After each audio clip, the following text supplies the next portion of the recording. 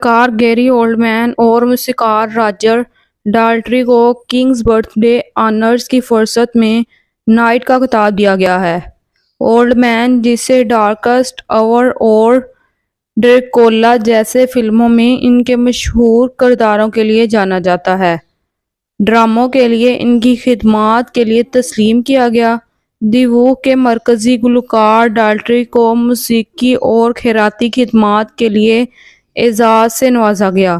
اعزازات کی فہرست ان افراد کو مناتی ہے جنہوں نے اپنے شعبوں میں نمایاں خدمات انجام دی ہیں۔ گرین فیلڈ ٹاور میں آگ لگنے کے 8 سال بعد تباہی میں ملوث کچھ اہلکار اب بھی رہائش میں کام کر رہے ہیں، جس سے بچ جانے والوں اور متاثرین کے خاندانوں میں غم و غصہ پھیل رہا ہے۔ اس انکشاف کو جوابدہی کی کمی اور صنعت کی تبدیلی کے عزم کے بارے میں خدشات کے الزامات کے ساتھ پورا کیا گیا ہے۔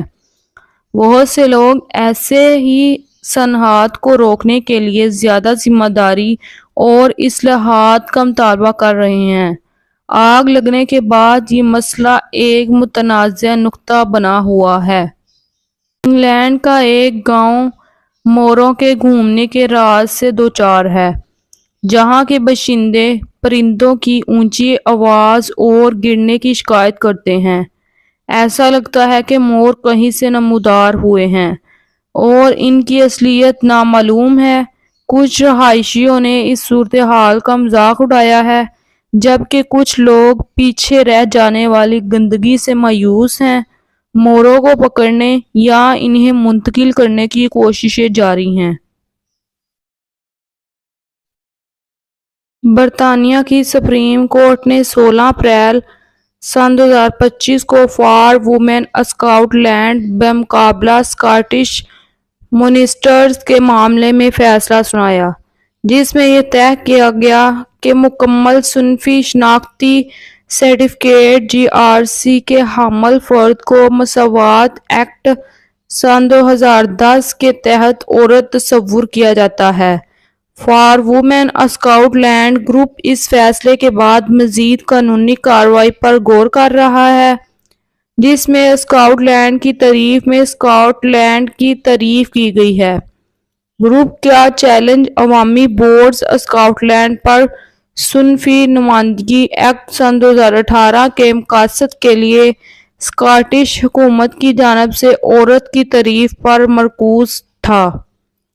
اس فیصلے نے مہم چلانے والوں اور مساواتی گروپوں کے درمیان بحث و مباحثہ کو جنم دیا ہے۔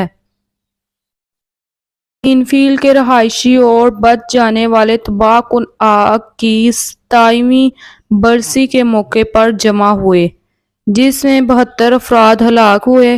یہ تقریب سانحہ اور انصاف کے لیے جاری جدوجہد کی ایک پرجوش یاد دہانی تھی۔ گرین فیلڈ ٹاور جلد ہی منہدم ہونے والا ہے، اس برسی کو خاصا اہم بنا رہا ہے۔ کمیونٹی متاثرین کو عزت دینے اور آفت کے بعد سے ہونے والی پیش رفت پر غور کرنے کے لیے اکٹھی ہوئی ہے۔ انگلینڈ کے شہر ڈیون میں ایک ہوائی اڈے پر ایک افسوسناک حادثے میں 2 اسکائی ڈرائیورز کی موت ہو گئی۔ واقعے کی تحقیقات جاری ہے اور حکام حادثے کی وجہ جاننے کے لیے کام کر رہے ہیں۔ اموات نے اسکائی ڈائیونگ کمیونٹی کو چونکا دیا اور حفاظتی پروٹوکول کے بارے میں خدشات کو جنم دیا ہے۔ ایک انکوائری موقع کے ارد گرد کے حالات کا جائزہ لے گی۔ لندن کے رٹز ریسٹورانٹ کو برطانیہ کے بہترین ریستوراں کا اعزاز حاصل ہوا ہے۔ مشہور اسٹیبلشمنٹ کو اس کی غیر معمولی خدمات، پرتعیش ماحول اور شاندار کھانوں کے لیے سراہا گیا ہے۔ یہ ایڈورڈ ریٹنز کی فضیلت کے لیے پائیدار وابستگی اور ایک پاک ادارے کے طور پر اس کی حیثیت کو تسلیم کرتا ہے۔ کھانے والے اس معزز مقام پر ایک بے مثال تجربے کی توقع کر سکتے ہیں۔